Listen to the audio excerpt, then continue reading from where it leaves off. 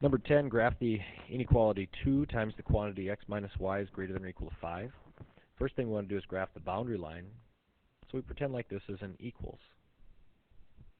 Now this isn't in slope-intercept form, and it's not in standard form either, so we need to get it into one of those forms so we can make use of our graphing techniques we've talked about. If I distribute this 2, I get 2x, and I get minus 2y equals 5.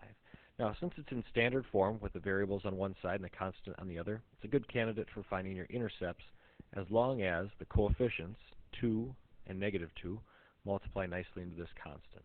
And even though it's not a whole number, if I cover up y, if I make y 0, even though it doesn't multiply evenly into 5, we know that 2 times 2.5 gives you 5. Locating that on the graph isn't too bad. X-intercept, 2.5. If you want the y-intercept, you make x 0. So if you take 5 divided by negative 2, our y-intercept is negative 2.5. Look at your inequality symbol to determine whether you're going to use a dashed or a solid boundary line. Since it's greater than or equal to, the equal to portion makes it a solid line.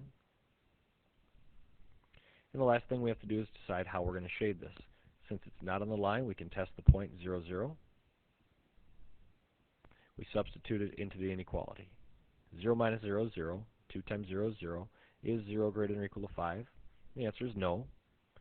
Since 0, 0 didn't work, we go to the opposite side and shade.